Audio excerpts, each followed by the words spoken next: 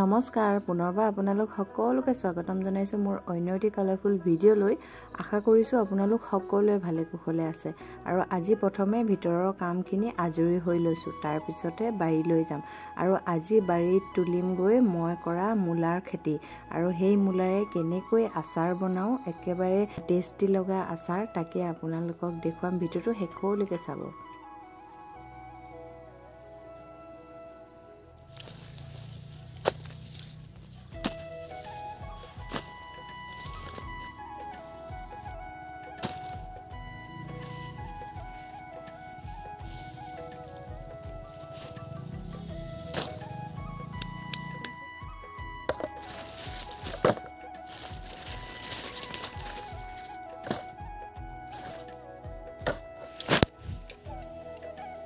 শীতকালীনৰ পাচলিবিলাক যে ইমান ভাল লাগে ন ইমান ধুনীয়া কালাৰফুল হয় হাকনি বাৰীৰ লগতে ফুলনি বাৰীবোৰ বৰ ধুনীয়া হয় ৰঙীন হৈ থাকে যে বিভিন্ন ৰঙেৰে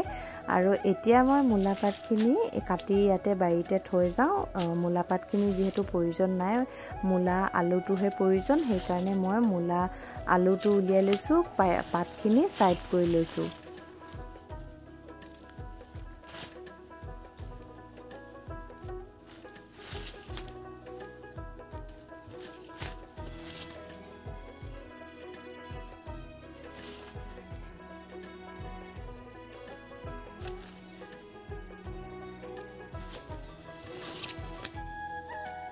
মূলাখিনি ভালকৈ ধুই ললো আৰু দীঘল দীঘল পিচ কৰি কাটি লৈছো তাৰ পিছতে এখন কেৰাহী পাতি লৈ তাত অলপমান পানী দিছো পানী দিয়াৰ পিছতে মূলাখিনি দি দিছো মূলাখিনি প্ৰায় 20% মান সিজাই লম আৰু অকনমান নিমখ ছটিয়াই দিছো কাৰণ অলপমান আচাৰটো আগতীয়াকৈ নিমখ হুমালে ভাল লাগে পিছত নিমখ দিলেও যদি এনেকৈ প্ৰথমে দি লৈ হুমালে খাই ভাল লাগে প্ৰায় 20% মান সিজাই লোৱাৰ পিছতে মই এদিন হালধি হানি এনেকৈ ৰ'দত দিলো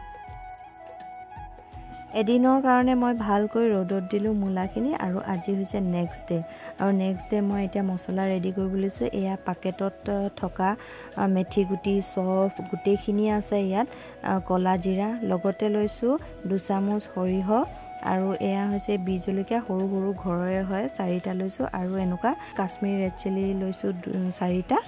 আৰু এইখিনি অলপ সময় এখন কেৰাহীত লো ফ্লেম কৰি ভাজি লম অকনমান গোন্ধটো মছলা গোন্ধটো অহালৈকে বেছি জ্বলি গলেও কিন্তু তিতা লাগিব সেইকাৰণে একেবাৰে কম জুই কৰি ভাজি আছো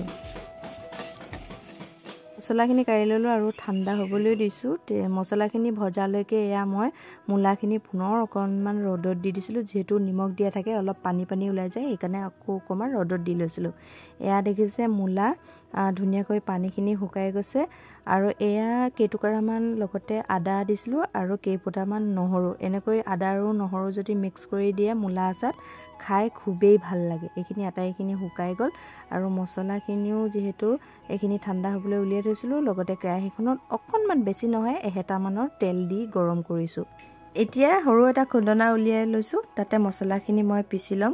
আৰু জলকীয়া কেইটা বীজ জলকীয়া কেইটা মই নিপিছো এইকেইটা অকনমান যেহেতু কেঁচা হৈ আছিল সেইকাৰণে অকনমান ৰোষ্ট কৰি ললো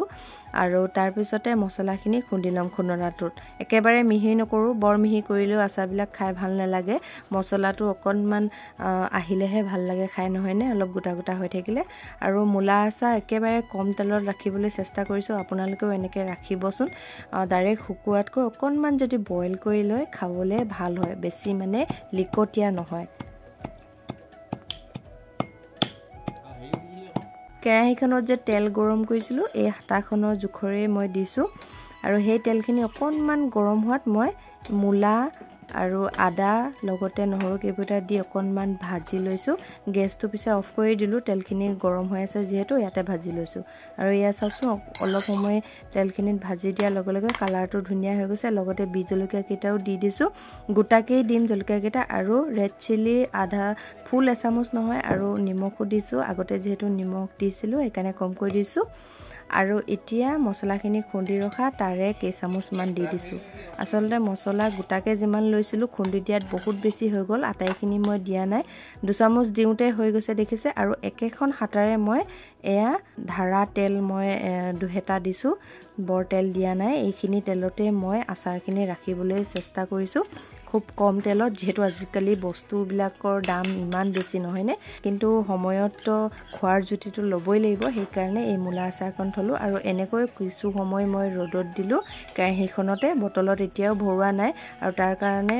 ভৰাবলৈ এটা চিচাৰৰ বটল ধুনীয়াকৈ ধুই ৰাখিছোঁ আৰু এয়া কিছু সময় ৰ'দত দিলোঁ। তাৰপিছতে এয়া চাওকচোন, ধুনীয়াকৈ আচাৰ মোৰ ৰেডি হৈ গ'ল, একেবাৰে খাব পৰা হৈ গ'ল। এতিয়া খায়ো থাকিম, মাজে মাজে ৰ'দত দিও থাকিম আৰু এই বটলটোত ভৰাই লৈছোঁ।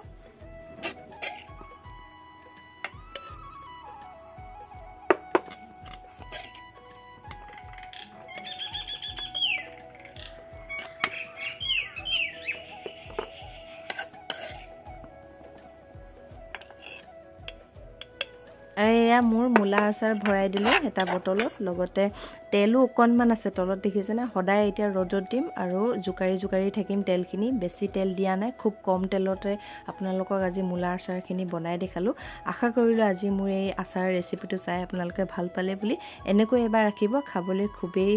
ভাল হয়, একেদিনাখনে আপোনালোকে খাব পৰা হৈ যাব। আৰু এইখিনি মোৰ একেবাৰে খাবলৈ ৰেডি হৈ গৈছে।